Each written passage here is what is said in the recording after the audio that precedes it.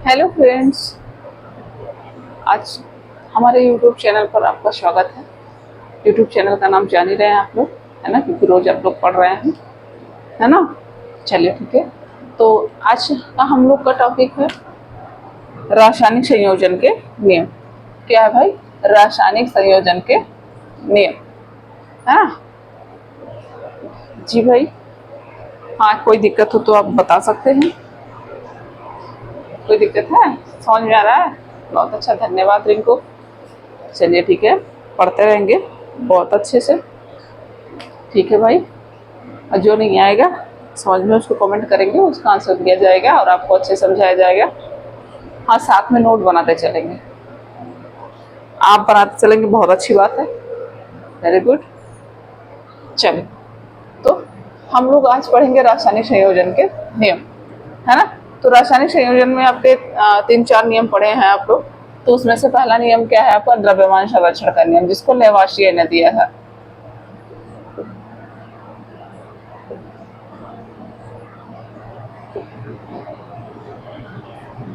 समझ रहे ना भाई? द्रव्यमान संरक्षण का नियम है। इसको किसने दिया था? किसने दिया था भाई? आप लोग बताइए।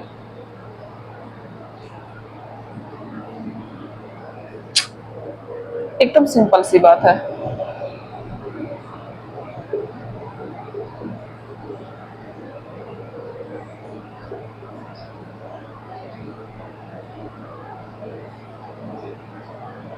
सत्रह सौ नवासी में दिया था, 79 में ये लिखा है 1700। बड़ा सा लिख दें?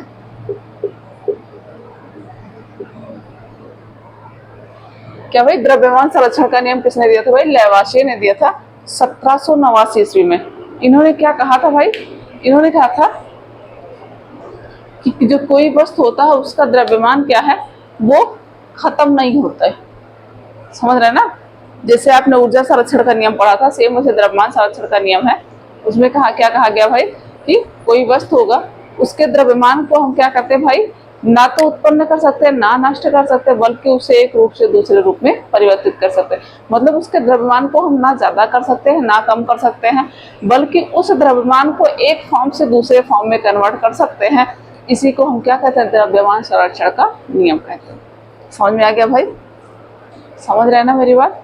कह रहे हैं कि कोई पदार्थ है, तो कह रहे हैं कि उसका जो भी द्रव्यमान होगा, द्रव्यमान क्या भाई चेंज होता है? द्रव्यमान कहीं पर अलग अलग स्थानों पर द्रव्यमान किसी पदार्थ का चेंज होता है। अभी आपने पढ़ा था इसके पहले वाली वीडियो, नहीं समझ में आया?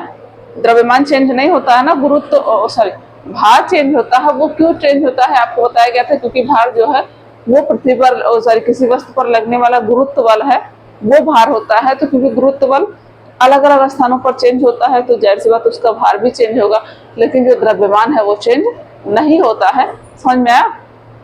उस द्रव्यमान को एक फॉर्म से दूसरे फॉर्म में कन्वर्ट कर सकते हैं। समझ रहे हैं? तो यही नियम है कि आप कहेंगे कि द्रव्यमान को ना हम उत्पन्न कर सकते हैं, ना नष्ट कर सकते हैं, बल्कि उसे एक रूप से दूसरे रूप में परिवर्तित कर सकते हैं। इसी को हम द्रव्यमान संरक्षण का नियम कहते हैं। और इसको किसने दिया था? लेवाशियर ने दिया था।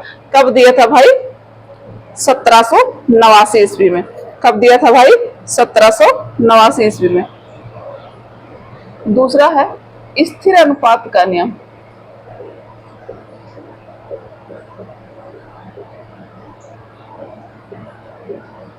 स्थिर अनुपात का नियम, इसको किसने दिया था भाई? जोसेफ नामक वैज्ञानिक ने दिया था। इसको किसने दिया था भाई? जोसेफ नामक वैज्ञानिक ने दिया था।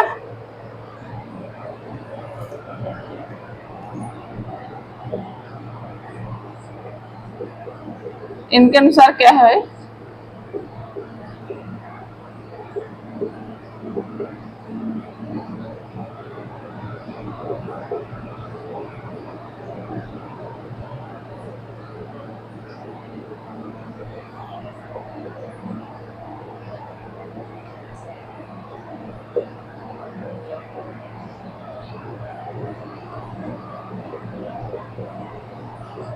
इनके अनुसार क्या है? जोसेफ के अनुसार स्थिर अनुपात का नियम क्या है भाई? इन्होंने क्या कहा भाई कि किसी यौगिक में तत्वों के द्रव्यमानों का अनुपात सदैव समान होता है। किसी यौगिक में तत्वों के द्रव्यमानों का अनुपात सदैव समान होता है। बिल्कुल सही है। कोई भी यौगिक है, जैसे अभी हम यौगिक यहाँ पढ़ना है जल H2O, इसमें दो तत्व हैं हाइड्रोजन और ऑक्सीजन, जिसमें हाइड्रोजन और ऑक्सीजन का अनुपात कितना है भाई? 2:1 है। समझ रहे ना? अभी आप H2O मान लीजिए नल वाला की बात कर रहे हैं, फिर नहर वाले की बात कर ले, फिर सागर वाले की बात कर ले, है ना, फिर नदी वाले, तो क्या उसका फार्मूला अलग अलग हो जाएगा? नहीं, उसमें हाइड्रोजन ऑक्सीजन का अनुपात अलग अलग हो जाएगा? नहीं होगा। वही हो गई। अभी कह रहे हैं कि अभी हम कॉलेज वाले जल की बात कर रहे थे, अब जाएंगे तो अपने घर वाले जल की बात। कोई भी बात कीजिए, कोई भी यौगिक है तो उसमें जो तत्वों का अनुपात होगा वो हमेशा क्या होगा? समान होगा। यौगिक बदलने पर ही तत्वों का अनुपात बदलेगा। समान यौगिक है तो तत्वों का अनुपात भी समान होगा। तो इसीलिए इसको क्या कहते हैं भाई? स्थिर अनुपात का नियम। क्या कहते हैं? स्थिर अनुपात के नियम में किसी, लिखे आपने, किसी यौगिक में तत्वों के द्रव्यमानों का अनुपात क्या होगा? सदैव सेम होगा। समझ? अगर तत्वों का अनुपात समान होगा तो जाहिर सी बात उनके द्रव्यमानों का भी अनुपात समान होगा। समझ में आ रहा भाई?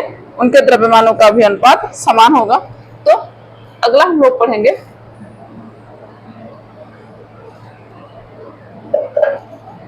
गुणित अनुपात का नियम।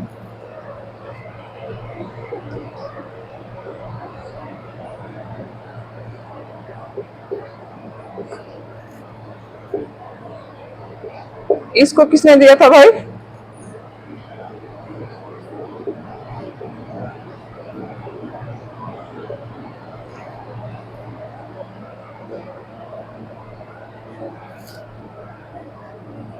इनके अनुसार क्या है? इनके अनुसार भाई कह रहे हैं कि यदि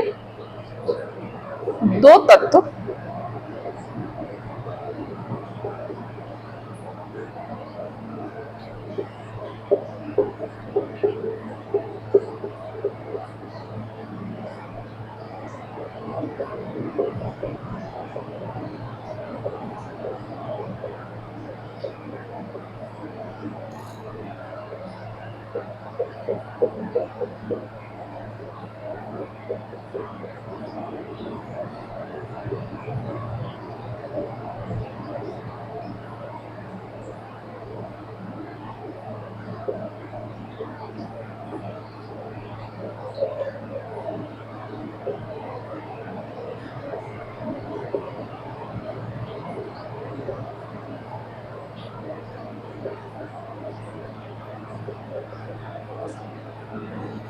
देखिए बड़ा नियम लग रहा है लेकिन एकदम आसान सा है ना?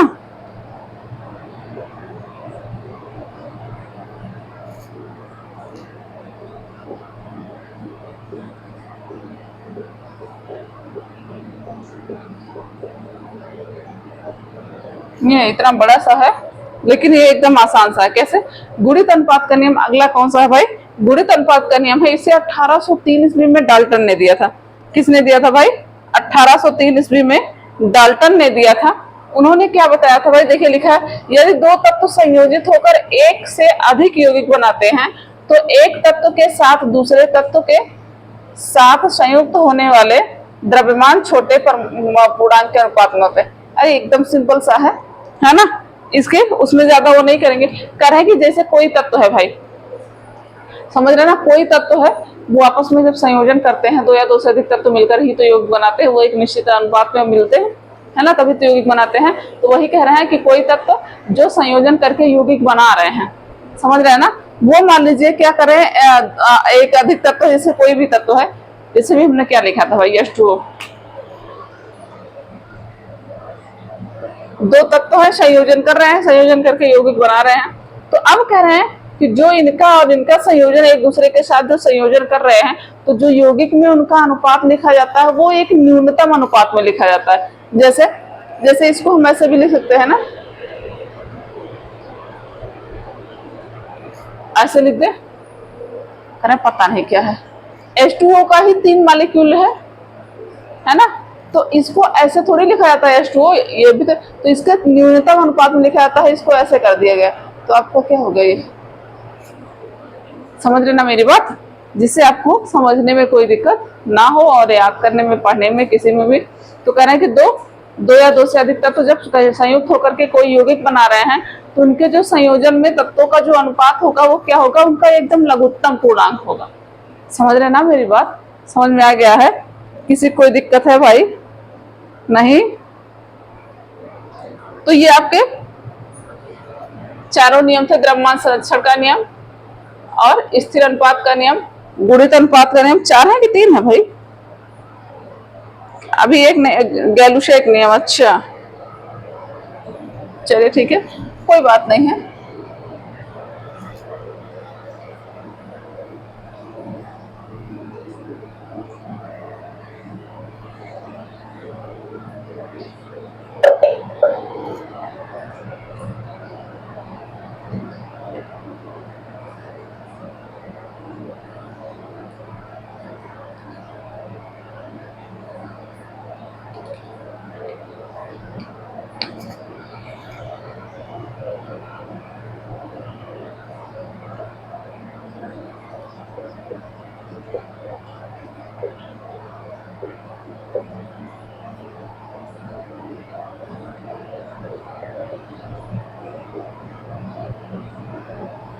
इसको गैलुशेक का नियम भी सीधा कर सकते हैं। गैलुशेक का नियम, 1 मिनट भाई।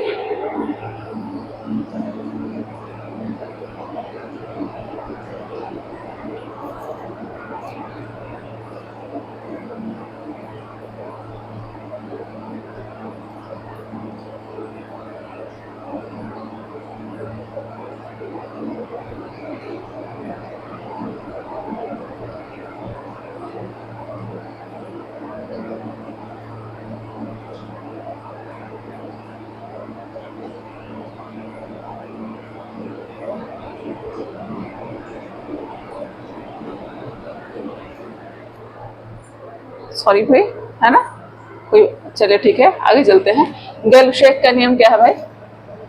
गैलुशेक का नियम कब दिया गया था भाई? गैलुशेक का नियम 1808 ईस्वी में दिया गया था और गैलुशेक द्वारा दिया गया था। इन्हीं के नाम पर ही यह नियम दिया गया है। सन 1808 ईस्वी में किसने दिया था भाई? गैलुशेक ने यह नियम दिया था। इन्होंने क्या बताया था? इन्होंने ये कहा था कि यदि ताप और दाब समान हो, कंडीशन क्या रखी भाई? समान ताप और दाब पर।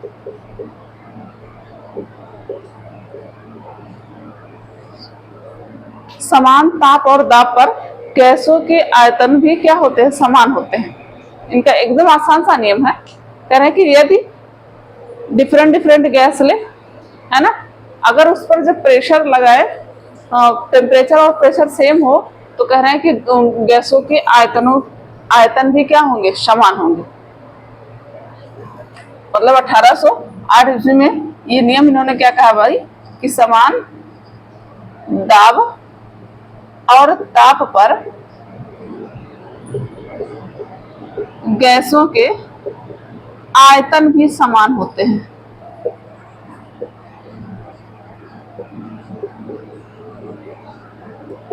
समझ रहे ना? आयतन भी समान होते हैं। तो इनकी परिकल्पना को थोड़ा सा मॉडिफाइड करके एवोगैड्रो ने 1811 ईस्वी में इसको क्या किया? इसको मॉडिफाइड करके एक दूसरा नियम दे दिया जिसे हम एवोगैड्रो का नियम कहते हैं, है ना? जिसे हम क्या कहते हैं? अगला नियम है अवोगाद्रो।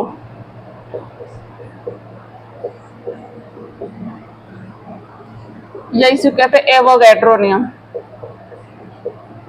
वही है उनकी स्पेलिंग से